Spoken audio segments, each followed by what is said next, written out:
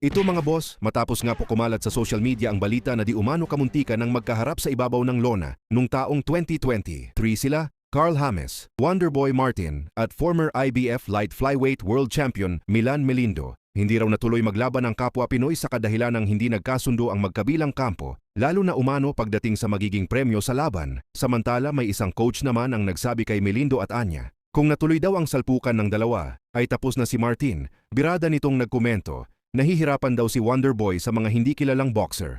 Paano na lang daw pagdating kay Melindo, maski daw hindi na prime ni Melindo, kaya pa rin daw nito talunin si Wonderboy. Birada pa nito mga boss, hindi pa makakahabol itong si Wonderboy sa level ni Melindo maski nanggaling ito sa mababang division. Dagdag birada pa nitong nagkomento mga bossing. Bagito pa raw si Wonderboy, kinakailangan pa niya ng maraming karanasan. Kailangan pa ni Wonderboy lumaban sa mga quality fighter. Kapag ganyan daw may pag-asa ng manalo si Wonderboy kay Melindo. Kung saan sumagot naman si Melindo sa komento na yan, Anya, easy work lang, pero money down daw muna. Kumbaga palag kung palag itong si Melindo kay Wonderboy basta pera muna. So, kung noong 2023 mga bossing sa tingin ko hindi talaga mananalo si Wonderboy kay Melindo dahil kasagsagan pa sa prime ni Melindo pero ngayong mag-38 na ang edad ni Melindo at papasok na sa kalakasan si Wonderboy. Sa tingin ko 50-50 kapag naglaban ang dalawa. Samantala, Jack Tepora mga boss muli na naman tumira sa mga fan ni John Riel Casimero kung saan nag-flex ito ng Rolex na relo sabay banat sa caption ng mga ob-ob kong bashers mga ob-ob Casimero fans.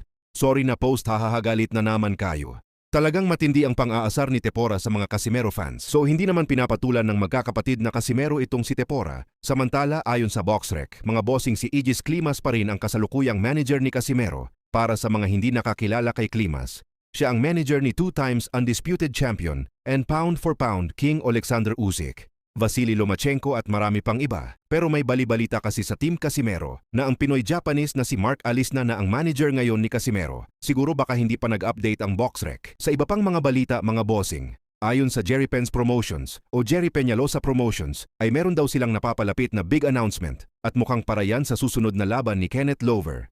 So dahil big announcement yan mga boss, sa tingin ko ay dalawa lamang yan. Yan ay kung hindi isang title eliminator announcement, baka isang world championship announcement. Kaya abangan po natin ang update kay Kenneth Lover. Sa kabilang banda naman mga bossing tila marami nga po tayong mga naririnig na di umano malakas ang kani-kanilang mga promotions promoter o matchmaker. Pero kung atin titingnan ang pagdating ni Junto Nakatani from Bantamweight to Super Bantamweight Division, ay isang kontrobersyal na panalo lang ang kinakailangan ni Nakatani mga boss. Siya na agad ang number 1 at mapapalaban kay Naoya Inoue sa Mayo 2. Parang sinagasaan nga po nitong si Nakatani ang mga dating number 1 contender sa IBF, WBA, WBC, and WBO. Yan lang muna mga bossing, maraming salamat po.